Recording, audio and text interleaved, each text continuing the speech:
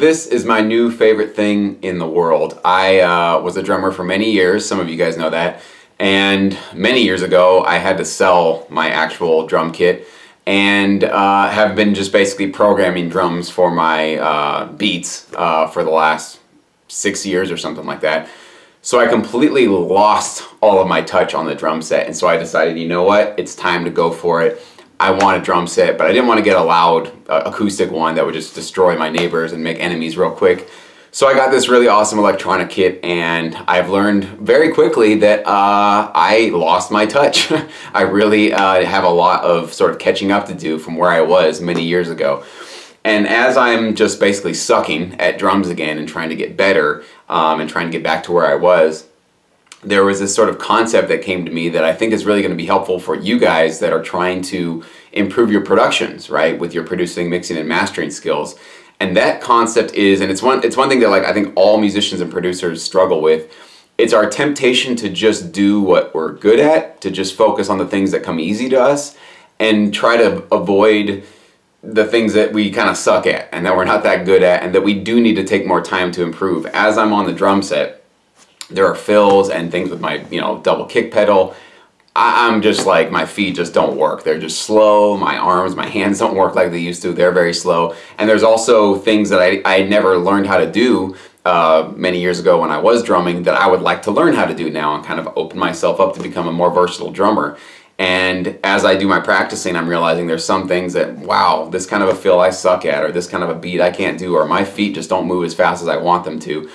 And my temptation, I remember many years ago, was, well, just don't practice those things that are kind of hard and just do the things that I'm good at. So when I practiced back then, I would just jam on stuff that I already knew how to do. Jam beats that I've played a million times before, drum fills that I always use, and styles that I'm already comfortable with. So one mistake I made all those years as being a drummer, my timing was great. I was like a human drum machine. I was always on the metronome. But stylistically, I wasn't really evolving because I wasn't putting myself in those uncomfortable places to get better, right, and to improve my weaknesses. This time around, I am committing to making sure that I spend at least 75% of my time here practicing with this drum set sucking. I'm actually going to try to suck as often as possible and find those areas of weakness, those things that feel like uncomfortable and strange for me, and keep going through them, slow it down if I need to, and keep going until it starts to feel a little bit more natural, and then it becomes part of my arsenal of tools that I can use as a drummer, right? Different kinds of styles and sounds and beats and drum fills, right? Same thing. All of this can be applied exactly to your situation when you're trying to learn how to improve your productions. There's probably a couple of things that you're great at, like you really know how to make drum riffs, drum parts, or guitar riffs, or you can make a hip-hop beat in 3 minutes. Like you're super great and super productive and efficient at probably one or two things, right? But then there's this whole list of things that you're not great at, okay? Some of them you're better and worse at others, but there's a whole list of things that you probably should start to get better at and really should start to focus on to bring these areas of weakness up to the level where they're going to be making you a much more professional and competitive producer, especially in the licensing business, right? So it's a temptation that I fall victim to all the time. I'm trying to not do it now, my second time around with my drum set, and really trying to come back with my skills. By the way, I'm thinking about uploading some videos of maybe some like drum cover stuff to this channel, so we'll see. I mean, I have a ways to go before I'm comfortable doing that, but you might get some of that content here on this channel. But what I want you to take away from this is, it's okay to suck at something, and it's okay to admit that you suck at something. And in fact, admitting that you need to improve in certain areas that you're going to need to improve to be competitive is the only way to success, right? You can't just do the easy drum beat. You can't just always go back to what's comfortable and easy and fun for you. Sure, once in a while, give yourself that pleasure of doing something that's really effortless and enjoyable to like help you fall back in love with creating music.